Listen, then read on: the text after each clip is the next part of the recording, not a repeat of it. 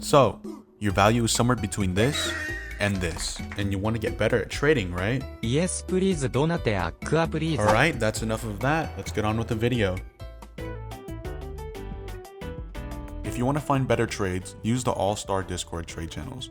But don't fully rely on the win or loss channel because there are trolls there. If you can get your hands on a new unit, trade it off within the first 10 minutes because usually that's when it has the most value. And don't waste time begging for units. You'll most likely just get trash.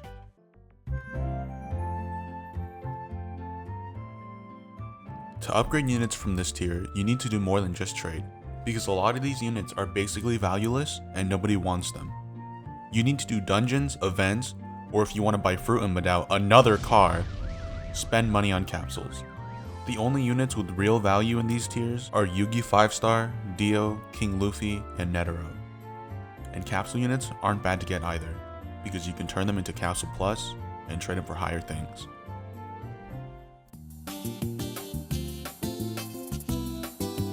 In this tier, it gets harder and harder to trade because more people are overpricing their units. But that aside, you're looking for the epics in this tier. Any epic really, but be sure to avoid these ones here. Once you've traded a decent amount of low Bs to high Bs, this is where your trading journey really starts. In my opinion, A tier is cluttered, and you really need to separate A tier into 3 different categories. And I'll be explaining how to get to these tiers rather than presuming you're already in them. This will be one of the longest parts of your trading journey, but it sure will be worth it if you don't give up.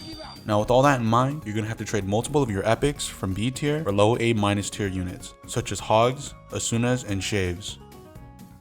And these are the units you should avoid in A- tier. Once you get a few low A- units, trade multiple for Gojitas and stockpile those. Then do 2 Gojitas and ads for Sabo, and once you gather enough Sabos and Gojitas, you can start getting legendaries.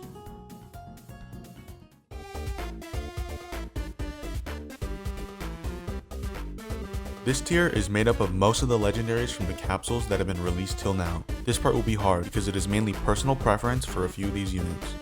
And their values are really volatile and can go higher or lower depending on how the community sees them or the amount that are in the game. Many owners will take a few Sabos and Gojitas for legendary units, and you're going to want to get ones with very stable values. So I'd recommend going for ones that are no longer available, as newer, still available legendaries can drop easily. But early on in their release, they have high demand, so keep that in mind. That being said, these are the units you want to avoid unless you're making a profit.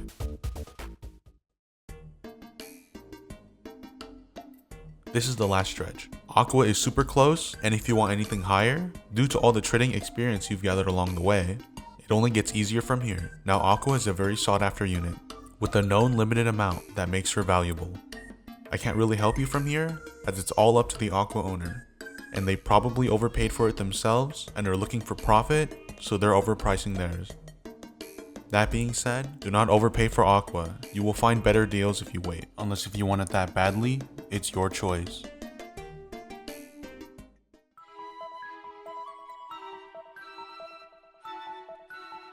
In my experience, some of the owners of these units are scammers.